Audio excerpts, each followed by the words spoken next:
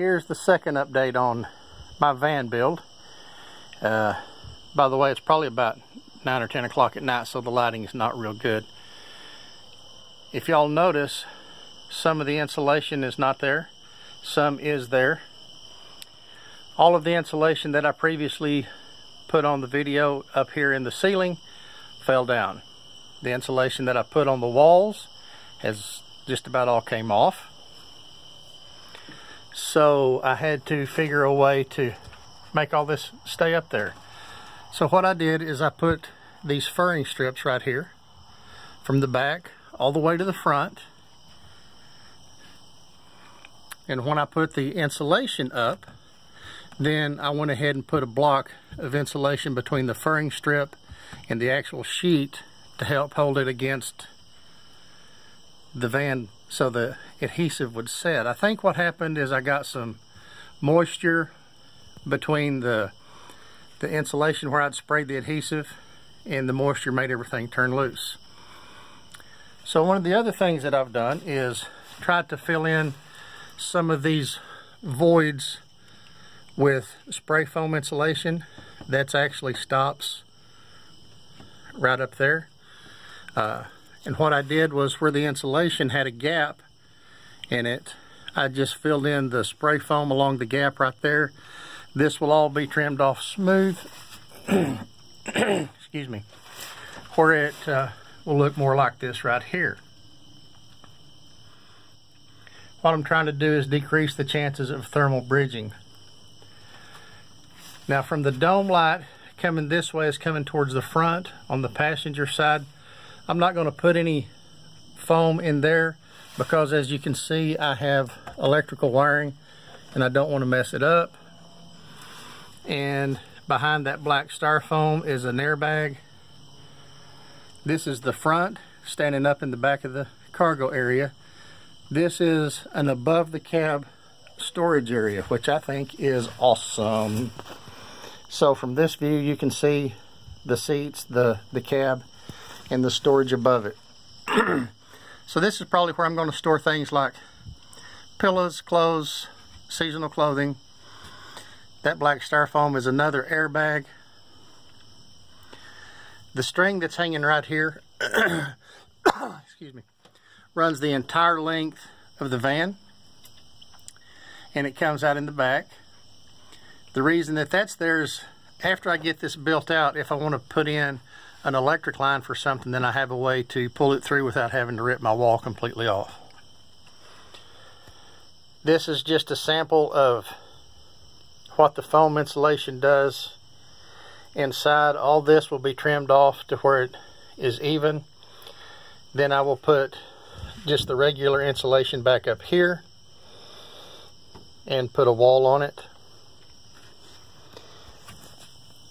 Now the holes that you see here, this is along the floor. I'm just going to cover that with a piece of insulation like you see laying in the floor, that white strip right there. I'm just going to cover that. We're not trying to fill that in with foam. Those are too deep to fill in with foam. But one of the things that I have done is inside these voids, let's see if we can get a shot of it. Can you see the shiny stuff down in here? That is scrap insulation. This is some of the foam that I trimmed off. This is another piece of scrap insulation. So I'm just trying to fill that in as much as I can. That way I don't use as much foam, because that stuff is not cheap. So try to eliminate the thermal bridging. Also, if you'll notice from the last video that I did, the bed is missing. I took the bed out, took it completely out, rethought my design, and so this long thing with looks like couch springs under it is a jackknife bed. It's one that you can fold out or fold back up against the wall. So looking back against the driver's side, I'm going to put my bed starting right here at the front seat behind the driver along this wall. The reason is I want this center aisle in the van to be completely open for my feet. I'm standing against the seats, all the way to the back. I want this to be completely open. Along the walls here, this is the passenger side. On the top, I'm going to put a wire shelf with cloth baskets to hold things. Clothing, food, supplies, whatever. Then right here along the wall, I'm going to have a wooden topped counter that I can put portable shelves under for drawers for storage as well. On the driver's side, toward the back right here, is where I'm going to put the kitchen, the galley. So I think it's going to come out looking pretty cool.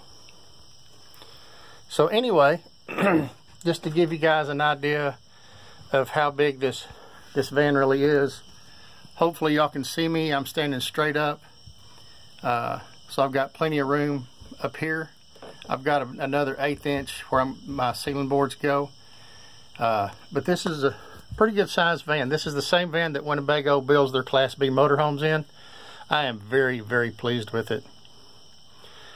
So let's look at, after I trimmed the foam, this is kind of what it looks like after it's been trimmed. So it don't have all the little hanging down icicle things. And this is what it looks like before it gets trimmed. So I still got a little trimming to do. So hopefully what I'm going to do now is finish that trim, paint my ceiling boards. They're already cut and drilled and ready to put up.